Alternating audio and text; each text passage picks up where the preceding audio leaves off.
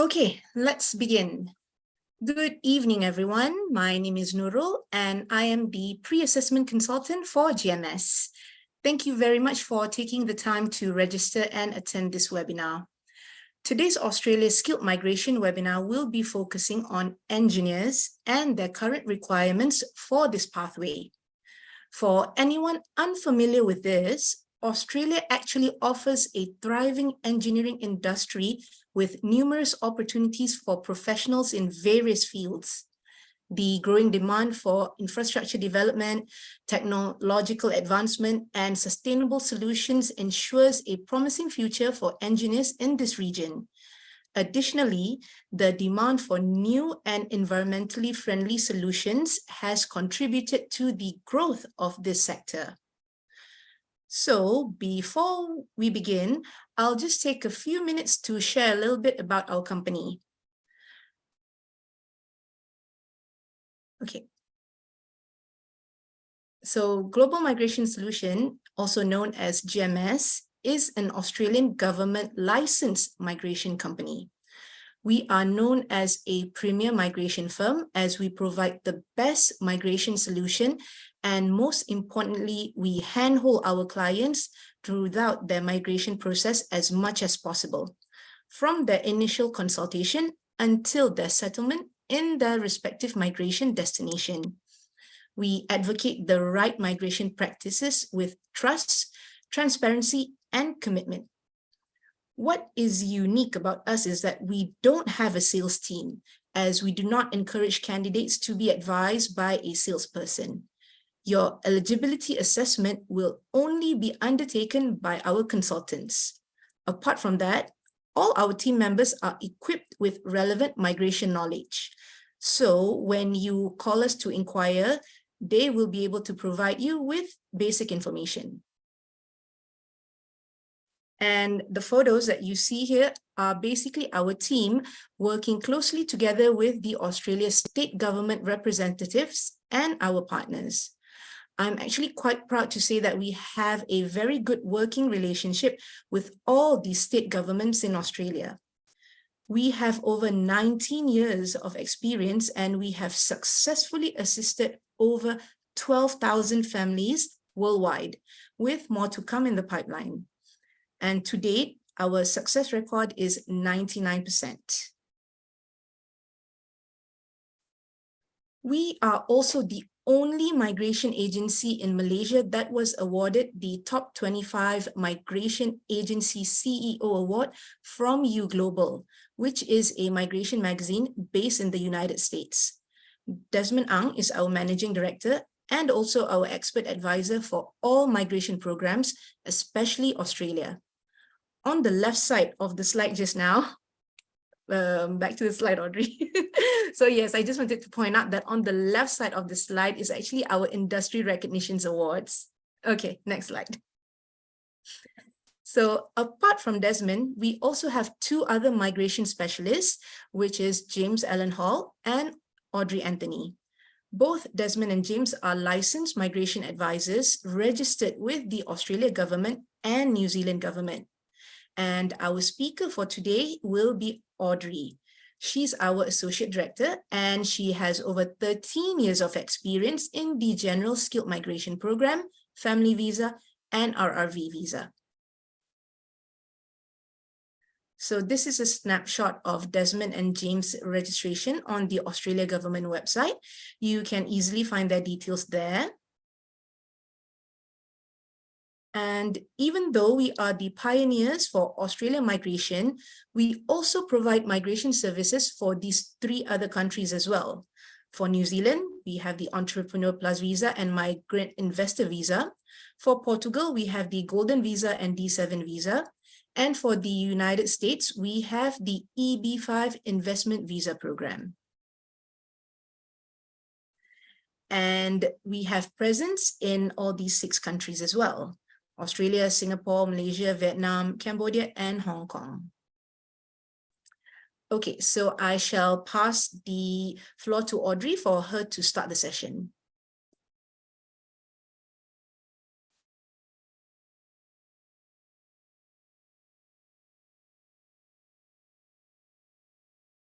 Sorry, Nurul, were you stuck? Oh, yes, I think I was. Sorry about that. Yep. Okay, is it my turn? Yes. Okay, all right. Thanks, Nurul. Thanks for the quick introduction about what we do and what we are going to hear today.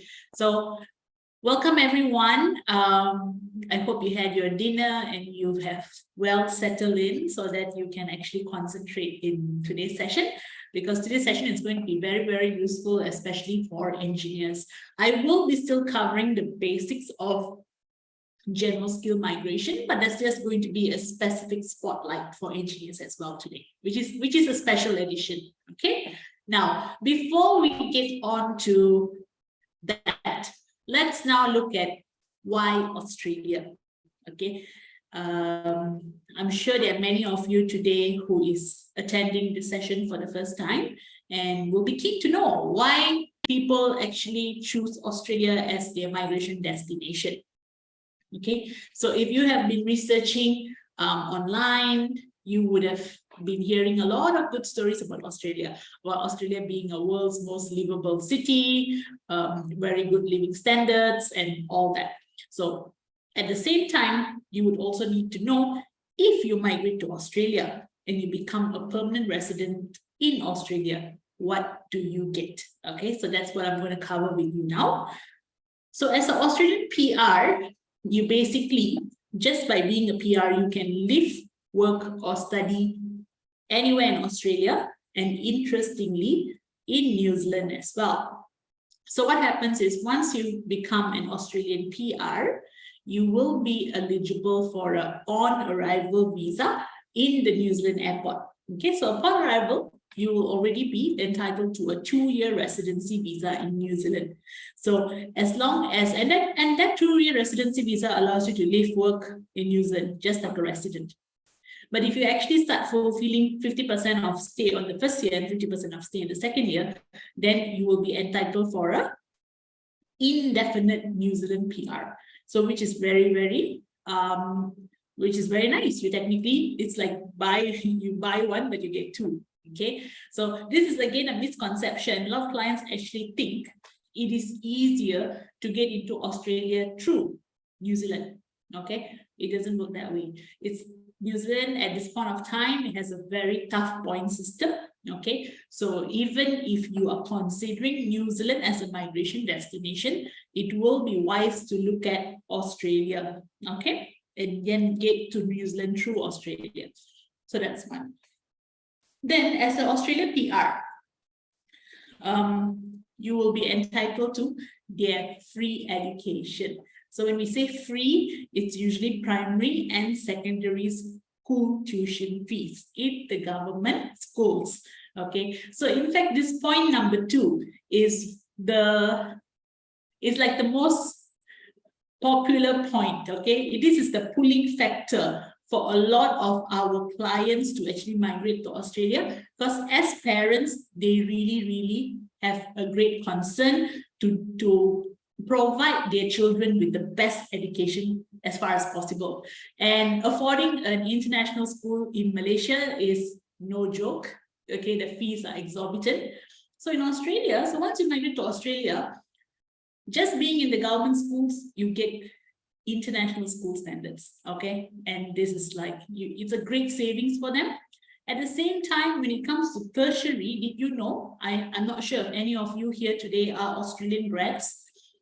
If you are an Australian PR, you would only be paying 30% of what you would have paid as an international student. Okay, so that's again a very attractive factor of being an Australian PR. My clients who have migrated to Australia, if I check with them like, hey, what's your child doing, right? And say, oh, okay, they are basically in this universities, and all these universities are top universities, like University of Melbourne, RMIT, National University in Canberra, all the top universities. So as a PR, you get all this access and only pay 30%. Okay. Next, Medicare. So Medicare is basically government healthcare privilege that you get. Just like citizens, Australian PR will be entitled to Medicare. Okay, as you know, Australia's healthcare is top-notch. Okay, so you will be basically getting free healthcare generally and pay up to 30%. okay, on certain things. Welfare benefits, of course. Australia, I think a lot of you also say, hey, Australia's tax brackets are really high. Well, we can't deny that, okay? But what's good? The tax brackets can be slightly relatively higher than what's there in Malaysia, but the good part is you get what you pay back, or what you pay, okay? You get it back in many forms, okay? Not only in terms of welfare benefits, but a lot of other subsidies, right? So they have something called tax benefits, family tax benefit, A, family tax benefit, B, if you have school-going children, you will be getting like 100 plus Aussie every fortnight for each child. So this is how the government actually has a very good support for their residents. And even during COVID, they really came to the front and really subsidized a lot of expenses for the residents, okay? Number 5, Australian citizenship, okay? So this is again very, very attractive because not all countries will give you citizenship, okay? No offense, but I mean, I love Malaysia a lot, but any migrants who actually come to Malaysia, you know that you will not be able to get a Malaysian citizenship, right? As much as you love Malaysia, the most you get is a long-term pass or a long-term PR, but never a citizenship. So on a day-to-day basis, we deal with many expats, okay? Expats from India, Iran, Iraq, Sri Lanka, Bangladesh, okay? Or all are very, very well skilled expats, right? And they all love Malaysia, okay? But do we have a pathway to citizenship? No. So hence, they always find Australia as a very great alternative, also because the country is great and you get citizenship just after 4 years of being a PR, okay? And once you're a PR, you don't have to wait for citizenship. You can also sponsor family members, okay? So you can sponsor your parents and the parent visa if you get married after your PR, a spouse or a child, okay? So these are the main benefits you get as an Australian PR. And most importantly, to sum this up, is by being an Australian PR, the benefits that you get is almost as good as a citizen. Just 2 things you cannot do. You cannot vote and you cannot work in certain government jobs. Okay, that's it. So here's just an overview of the common pathways to migrate to Australia. So there's general skill migration, which is you're migrating just on the basis of your skills and qualification. There's global talent. Global talent is if you are able to show exceptional and outstanding achievements. Employer sponsor is if they have a job ready, when an employer is willing to sponsor a visa for you. Family sponsor is parent, spouse, child. Number 5, business innovation. If you are already technically above 45 and you own a business and you want to migrate to Australia, you can use a current business experience. And investor stream basically starts from 2.5 million Aussie. Okay, these are the common pathways to migrate. Now, the interesting part, how to migrate to Australia as an engineer, okay? This is what we'll be covering in the next few slides. So let's look at the requirements, the basic requirements and eligibility. So to migrate as a professional engineer, okay, you need to have minimum bachelor's degree. And of course, the bachelor's degree must be in engineering field, okay? So you could, so it's of course, I mean, I've hardly seen a profile when the client is like a civil engineer and he works as a electronics engineer, okay? So it's usually clients are always in their field. So if you're a civil engineer, usually you will be required to have a civil engineering or a structural engineering degree or something like that. There are some interconnecting degrees that are allowed. For example, you could be in telecommunications, but you might be doing electronics. So these are all very closely related. You will agree with me. But in short, to be an engineer, you must have an engineering degree. Number 2, English. You need to have a basic English competency at a competent level. So competent level is just basic English, okay? How you define this is by IELTS. it's band 6. And if it's PTE, it's 50 in each component. Next, as part of the assessment, so the assessment for engineers is actually done by the body called Engineers Australia. So when you are actually starting your paperwork, your documents are all going to be sent to Engineers Australia, and they are going to be checking your qualification and at the same time to see if your qualification falls under one of these accords. Okay, accords are basically their way of accrediting your qualification to see where does it fall into. So the most common is Washington Accord. Okay, so most of our professional engineers goes through Washington Accord. It is a very easy assessment. Okay, it's purely based on your qualifications. Okay, and very straightforward.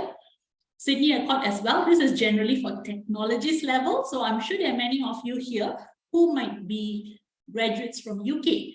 So if you notice, UK degrees are usually 3 years instead of 4 years. All right. So 3-year UK degree usually qualifies under technologies, and that comes under Sydney Accord.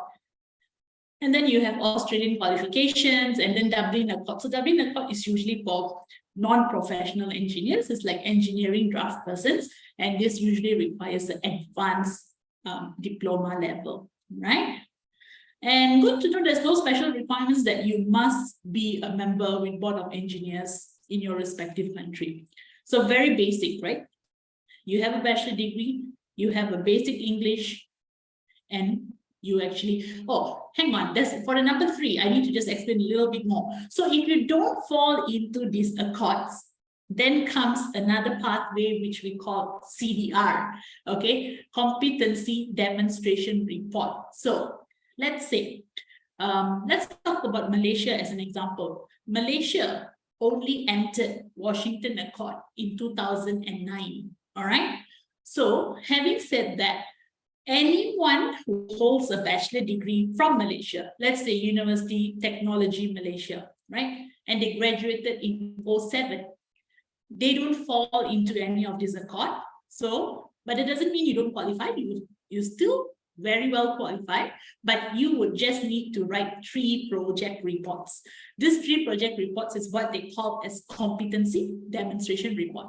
Okay, very straightforward report. If you're really working as an engineer, it's nothing to write this, and we will also guide you with a sample for that. Okay, so that's basically the requirements and eligibility. So feel free to ask me questions later at the end of the session. Now, this is a very interesting information that we obtained as well, which is what are the 4 top in-demand engineering jobs in Australia. So apparently these jobs are for the future. With AI taking over and all that, they feel that these are the sectors that will still exist, right, in the long run in Australia. Civil is the top, okay? Civil engineers, basically, they are very much in demand because they focus on the main industry, which is infrastructure, roads, right? And all this building new railway tracks and stuff like that. So civil is very, very in demand in Australia. As you know, especially places like Melbourne and Sydney, even since pre-COVID, like 2019, they were already complaining that the current infrastructure cannot sustain the population, okay? Because too many people have migrated into these cities, all right? So it continues to grow. They need to keep improvising the infrastructure in all the cities. Then you've got the mechanical engineer, okay? And those are the industries in demand for them. Take a look at electrical engineer also. So the 4 top is civil, mechanical, electrical, industrial. And I've also come up with the average salary. Okay, this is just the average salary. So just to let you know, if you're curious, if any one of you here is a fresh graduate, right? So for freshies, generally, if you are just at entry level, we're talking about entry level with 2 years of experience, the salary begins from 90,000-ish, okay? And then if you're very, very experienced, it goes up to 150, 160, right? So I hope this information is enlightening for you, all right? Okay, now, how to live and work in Australia as an engineer, okay? We get a lot of calls, like Nurul will be able to share with you that, because Nurul is our pre-assessment consultant, so whenever she gets a call and someone wants to migrate, some of the person who calls in, they actually think that, oh, you basically get a job first, then a visa. It actually doesn't work that way, all right? So hence I felt it was so important to simplify the process of understanding this for everyone, especially engineers, because I know a lot of engineers like to migrate to Australia. So hence we came up with this, right? So how do you live and work in Australia as an engineer? Always remember, visa needs to come first. Why is visa first? Because only with the visa, you will have work rights. And only with work rights, you can work in Australia and live in Australia, right?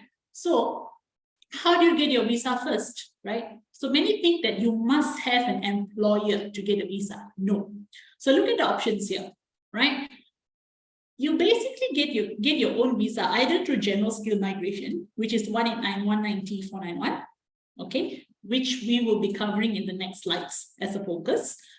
Or other visas are like student visa. In student visa, you can usually work 20 hours a week. Then, or after completing student visa, you, as a graduate visa holder, you get to work full time, but it's only for 2 or 3 years maximum, right? Then comes work visa. So take note, work visas like 482, 186, or 494. This is work visa, meaning there's already an employer in Australia waiting to give you the job. Okay, and they are hiring you and telling you that I'm going to sponsor you the visa. Nice, right? Okay, but it's not that easy. Try. Go ahead. Go to seek.com, go to indeed.com, whatever websites, right? Go and search for a job, apply for a job. Well done if an employer actually wants to sponsor your visa, but most of the time they will always come back to you to say, do you have work rights? Okay, so how do you counter that? That's when you need to do your own visa. Okay, so that's why the most popular way a professional migrates into Australia is through general skill migration. And why is that popular? Because you are migrating on the basis of your own qualifications and work experience without needing an employer to actually support you. Okay, then you get your visa. Then you apply for the jobs. Then the recruiter will ask you, do you have work rights? Just tell them, yes, I have my Australian PR. That's how it works. Okay, so this is the flow of how you migrate to Australia. Okay, so as I mentioned earlier, general skill migration is the most popular way of migrating into Australia, right? So now, what are the basic requirements for a general skill migration applicant? Number one, age. You need to be below the age of 45 years old, right? So this is there's a point system. Generally, when you're below 33, you have more points, but most of our clients who has fantastic profile, usually they are like between 30 to 40, okay? So, but anyone can apply as long as you're below 45. Then there's a point test you need to meet, minimum 65 points. So 65 points is the point test that is basic, right? But basic sometimes doesn't work. In fact, I'm going to say this time is not going to work, okay? This year, I think if I'm getting in my clients, I'm going to be very, very transparent with you that if you have 65 as an engineer as your total points, I'm quite doubtful that's going to work, okay? But don't worry, there are other ways we can advise you on how you can pump up your points, right? Then, of course, you need to have an occupation on the Australian skill occupation list.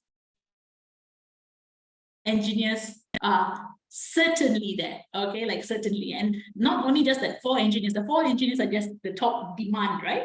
But there are so many other engineers like production, what else? Chemical, materials, many other engineers, electronics engineer, very, very popular as well. And English needs to be minimum competent. So English is usually demonstrated through 2 different types of English tests, which is the most common and popular one. We use IELTS or PTE. Okay, IELTS is the most well-known English test, has been going on for past 50 years since migration started. But PTE is newer in the scene, just what, now about 7 to 8 years old, okay? But PTE is right now the most popular English testing method for those who want to migrate, because people tend to score much better in PTE, okay? And I strongly would encourage you to try PTE as well. Then you need to get an EOI invitation. So in order to apply for a visa to Australia, you must also be invited, okay? We'll talk about that a little bit more. And you must be healthy. When we say healthy, not super healthy, okay? As long as you're free from critical illnesses or any infectious disease like TB or HIV, and no critical illnesses, okay? And free from any criminal offense, okay? Good conduct. So basically, these are the basic requirements for general skill migration. So let's look at the overview on the type of visa classes. So there are basically 3 different visa classes to migrate to Australia, okay? 2 visa classes gets you a direct PR in Australia. So what does direct PR means? Meaning you're here in Malaysia, comfortably working in your job, you apply for the visa. So basically you continue working, we do the visa for you. Once your visa is approved, then you move to Australia. And when you move to Australia, you're actually holding a full PR status, even without contributing anything to Australia.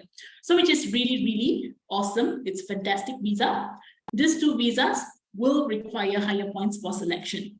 So how do you maintain this visa? So these 2 visas, basically, the way to maintain it's a 5 years visa. All you need to do is stay in Australia for 2 years. That's it, okay? You don't have to work, just 2 years of residency. And the 2 years of residency, it's not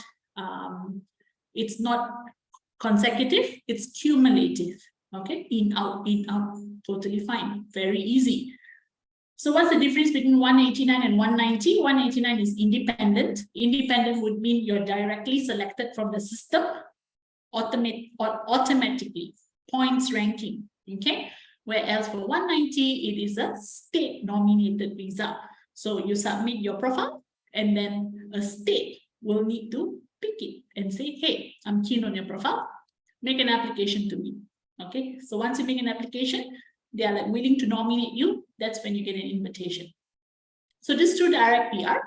Let's look at number 3, 491, okay? So 491 is a visa where you get a TR first that eventually converts to a PR, okay? So TR meaning temporary residence, but you'll be able to convert to PR later. So how does this visa work? So it's called Skill Work Regional. So regional here means that, right? This visa would only allow you and your family members, whoever that's on the visa, to live, work, or study in regional areas only. So what are regional areas? Okay, it's not kampung. It's basically just lower population and growing areas. Okay, so that's basically anywhere in Australia except Sydney, Brisbane, Melbourne. So remember, I just told you Sydney and Brisbane are like, no, Sydney and Melbourne are like super populated. Okay, the infrastructure cannot sustain any. Okay, the population. So the government is doing numerous efforts to also grow other areas in Australia, and this is one of it. Okay, which is subclass 491. So let's look at this visa. How do you convert your temporary resident status to become PR? All you need to do is in that 5 years, right? You will just need to show 3 years of tax statements from the Australian Taxation Office. That's it. There is no minimum income threshold for this. So it doesn't matter how much you earn. And number 2, it doesn't matter what you do. It doesn't matter if you work as an engineer or you diversify into something else. You can even run your own business, right? So some people want to take a break from this and, hey, let's run a nice outlet, a food outlet, right? You can, okay? Because the basis of conversion is purely, nothing else matters, just 3 years of tax statements. If you are able to show it on like year 1, year 2, year 3, or year 2, year 3, year 4, no problem. Within the 5-year expiry, you need to show 3 years statement, and then, and of course, that you were working or operating your business in a regional area. So let's just say Perth or Adelaide, right? You will then be able to convert this into a full PR already. Okay, so this visa is not bad at all. What is the benefit about this visa? You may ask, because it's not a PR, but there will be 3 important benefits that you get under this visa, though you're not a PR. First and foremost, you still have full work rights, okay? Which means employers can still hire you. You can still be in Malaysia and apply for jobs from seek.com or indeed.com, right? You got full work rights. Number 2, primary and secondary school education benefit is still free for tuition fees. And number 3, you get Medicare, which is the most important. So I feel as a new migrant who first migrates into Australia, the most important thing is you want to know, hey, I need to make sure if you have kids, my children will be able to enjoy the quality education in Australia. And number 2, if any emergency happens, I am well protected with a reasonable and free healthcare. So this visa is something that Australian government is widely encouraging as well. So 3 different type of visa, we will let you know which visa you qualify for better when you come for the assessment with us, okay? Now let's look into the flow of skill migration, okay? Of how it begins and how it concludes. First step, skills assessment, okay? So for engineers, the first step for you all is once we start the process, we'll collect all documents from you and we'll need to begin the skills assessment with Engineers Australia. Okay, so we will be doing the full submission for you. At the same time, in order to do the submission, you will need your English. So remember, the English that you require for the first stage submission to Engineers Australia is only 50 in all the 4 components of listening, reading, writing, speaking. Okay, so regardless of what you need for immigration, so sometimes when you come to me for consultation, I will be, of course, encouraging you to get very high English scores if you have the ability to do so, right? So but it doesn't matter. You can always retake it later, but just to start the first process, you just need 50. So once that process completes, so that process takes perhaps about between 1 to 2 months, okay, or 1 to 3 months. Once that completes, that's when we go into the heart of the application, which is expression of interest.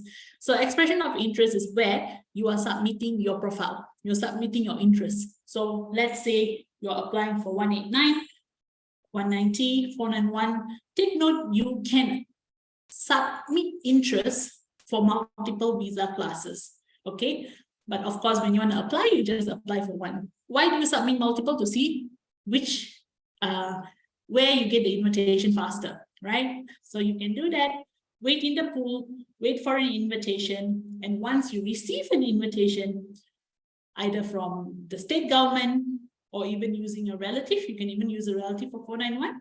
Okay, we'll speak details more in the consultation, or 189, which is the skill independent. Once you receive an invitation, you have 60 days to submit the visa. And once you submitted the visa, that's when you need to complete the medicals and police check, right? Then you just wait for a visa decision, okay, which is the grant. So today we actually had actually coincidentally today we received the visa approval for a surplus 189 for one of our clients who is an engineer. I just cannot recall what engineer, but I think he's an electrical engineer. Okay, so it's a good day today actually. So this is the flow, right? These are the main stages of application, skill assessment. So don't worry, like we will guide you through all this, right? Like it's very surprising that many Malaysian clients who speak to me have this conception that, oh, Malaysian degrees are not recognized. Not at all. You'll be surprised with the amount of USM and UTM graduates that are already living in Australia. Okay, so totally fine. Just let us do the assessment for you. The only tricky part is getting the invitation, because we won't be able to tell you like, oh, you're going to get an invitation in 1 month or 2 months or 3 months. We can't tell you that because we are not the one picking you from the pool, right? But what do? Is we tell you how to maximize your chances. We monitor your profiles. We provide you with solutions in terms of like, hey, maybe you should switch this, maybe you should do this. That's what we do for you to increase your chances for an invitation. Okay, so you will be well guided by us throughout this process. I also wanted to share with you, because I think this is very important and useful information. This is the most current information that I just pasted this like 3 hours ago. This is Queensland's occupation list. Okay, they have more occupation, of course, but I've just done a snapshot to show Queensland actually has all engineers on their list as well. So there are 2 ticks here that you see. Basically, the first column is for 190 state nominated visa. Second row is for 491. So if you're an engineer who's already, for example, you've completed the first bubble, which is a skill assessment. Now you're moving to the second bubble. I can actually submit your interest to Queensland if you meet the requirements. So the 4 years is minimum requirements in terms of your work experience. Okay, so this is Queensland. A lot of engineers. So it's fantastic. This is snapshots from other states. So the other states, as you can see, Victoria is going to focus on these industry sectors and what would be relevant for engineers. Okay, if you're in IT, of course, ICT. Otherwise, it's mainly on advanced manufacturing, infrastructure, renewable energy. What about NSW, where Sydney is? Sydney is focusing mainly on infrastructure as far as education, as far as engineers, and of course, IT. This is South Australia. So South Australia is doing it a little bit differently this year, something new, where they are focusing again on certain high-tech and digital industry experience candidates. Okay, so I've just put in one for my client who is in RE, renewable energy, and also someone with data analysis as well. Okay, so this is how the sectors are. This is what Australia is looking for, okay, as priority. Okay, I'm actually done sharing all those information about how to migrate as an engineer. I'm going to pass back back to Nurul for her to take over for the next following steps. Okay, I hope it was useful for you. We'll catch up again. Nurul, thank you very much, Audrey, for the very, very informative session. And just to add on to the wonderful news that Audrey shared earlier about our current client, he is actually a civil engineer. I just did a quick check. Yes, civil engineer. Great. Yep, but yes, that is also an engineer, right? Yes, you're absolutely right. So both husband and wife is an engineer, both civil actually. And I take it as like a good sign that, coincidentally that, we're doing the topic for engineers today, and we got, yes, we received that. It's very timely. And our team will actually be sharing the news on that as well in our social media. So moving forward, let's continue with our current session right now before we divert. Okay, so what's next?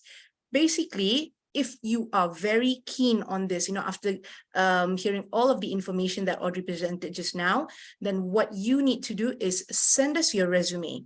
But I would like to just emphasize that when you prepare your resume or when you update it, please do ensure that you include your birth date in your resume. I know some of you like to make it very PNC, you don't want to disclose your age, but for migration purposes, it is essential so that we can help calculate your points, your exact points, because for every category in your profile, you can claim points for it, including age. So yes, do include your birth date. And next important information that we would like to see in your resume is make sure that your job duties are listed for every employment. So some candidates, they have this habit of just including only job duties for their last 3 employments. So we want all, so that we can know what's your history like, and we can advise you the best pathway, or basically the best nominated occupation based on your overall experience. So we want to make every experience count. So next, after that, after we've received your resume, our team will pre-assess your eligibility. So this is the part where, we determine whether or not what your chances are, how eligible you are, and we will inform you accordingly. So if you are eligible, we will get in touch to arrange for a free consultation session, either physical or via Zoom, whichever that you are comfortable with. And I would just like to also highlight that both these step 2 and step 3 is actually free. So you don't have to worry about it. You don't have to think, oh, okay, to just find out about eligibility, I have to pay. No, we would rather that you get all of the information firsthand, and so that you can make a better decision on how to move forward. And the final step, of course, is to make that decision that, usually people are at a crossroad after going for the consultation. They don't know whether to proceed, or they want to hold back. They could feel overwhelmed. But what I can say for sure is that when you delay, that's when you are basically putting that wall on your own. You're creating the wall for yourself. So make a decision that you won't regret. Yeah.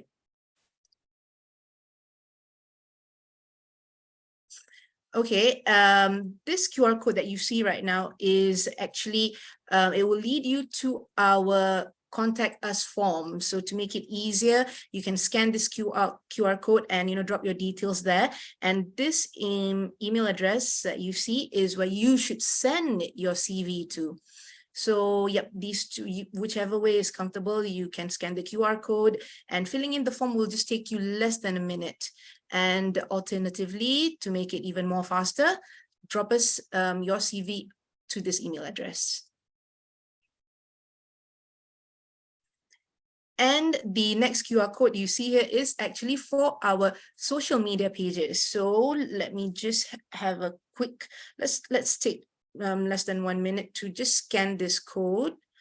And yep, I'm doing it along with all of you. Okay, so it'll lead you to our link tree, and at the top of that link tree page is a subscribe button with the bell. So just press on that, and then you'll be subscribed to all of our social media channels, where you will get all of the latest information and news directly from Immigration Australia, or other countries as well. And yes, the most anticipated session is our Q&A, of course. So to begin, we already have 3 questions here, Audrey. The first question, okay, let's start. Okay, let me just read it out. What is the minimum point for visa 189 to stand a good chance to have an EOI invitation under the chemical engineer category? Right, okay. So the interesting part about 189 is the new fiscal year for Australia started on 1st of July 2023. So generally when a new fiscal year starts, so just to let you know what does a new fiscal year mean, is that's when quotas are replenished for the entire migration program. And since July 2023 till today, which is 17th of October, there's been no invitation for 189 yet. Okay, they haven't run the invitation round as yet. So I won't be able to correctly advise what is the minimum, but if I'm going to base this upon the last and the latest invitation, which was actually December 2022, it was actually at 85 points. Okay, so 85 points, engineers were being selected in December 2022. We do expect a 189 to take place very soon. We are all anticipating that. And me being me, I'm always like to be very defensive and try to make my client have a very good profile. Try to be not less than 85. That's it for 189. It could even shoot up to 90 for the first invitation, but it might come back to 85 again. Okay. Okay, thanks, Audrey. And the second question that we have here is, typically, how long does it take from EOI invitation to visa approved stage? From EOI invitation, okay, which means post-invitation. So post-invitation to visa approval, that would actually depend on what visa you are actually submitting. So the processing time is generally right now the fastest for 189. So for 189, it's supposed to be about 8 months, okay, from invitation. So basically, I think if you talk about 8 months, maybe 9 months. Once you invite, you submit visa. From submission, you wait in a queue to get a visa. Usually about 8 months, 189. 190, about there, the same. Maybe now slightly longer. They keep revising this from time to time. They could change it on a monthly basis, but right now, fastest is 189. The slower one is 491, which is about 17 months. Yeah.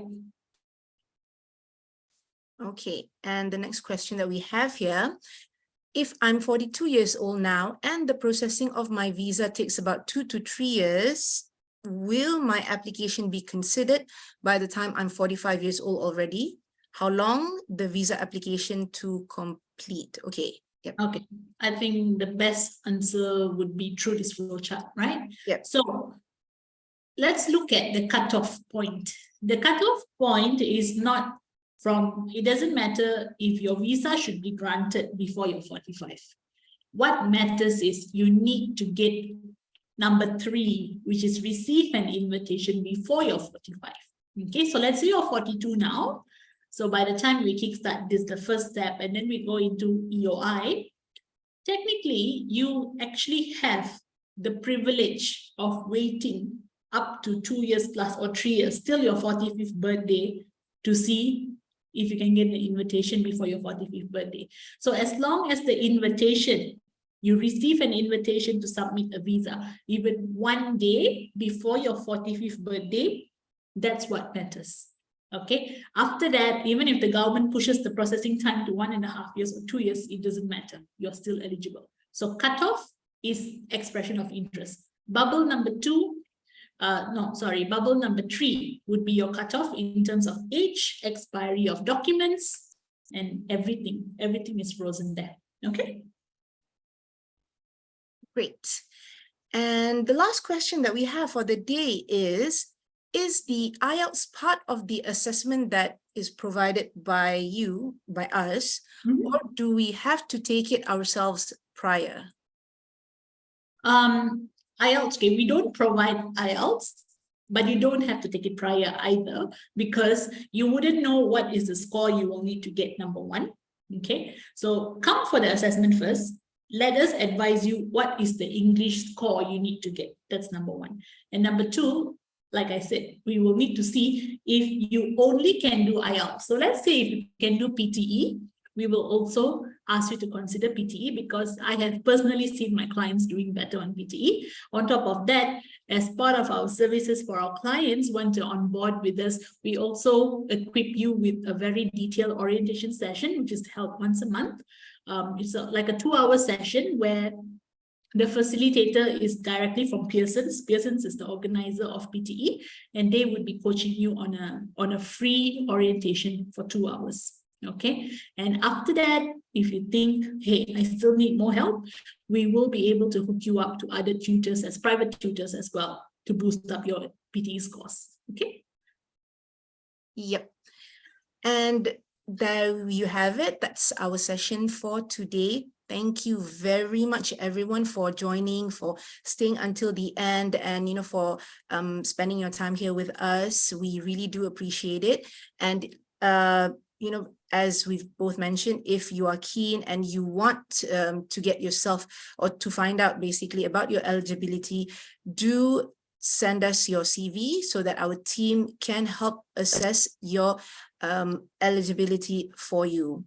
And also, is there anything else for me to remind? No, I think that's pretty much it. Oh, yes. And if you guys have any further questions, after the session ends and suddenly you just realize that, oh yeah, I wanted to ask this, feel free to drop us an email or WhatsApp us at this number and fill in our online contact sheet, whichever is more convenient. And yes, our team will get back to you on your questions, okay?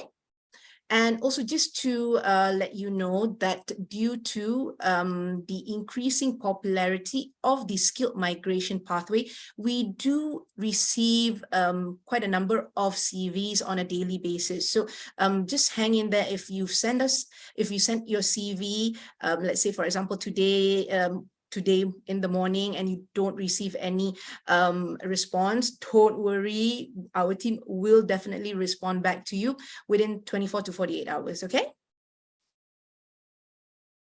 That's all basically. All right, and yes, we shall end our session now. Audrey, anything else you'd like to add? That's all. I Okay. hope it was an informative session for you all. Looking forward to meet you in a private consultation. All right. Take care. Good night, everyone. Good night, everyone. Thank you.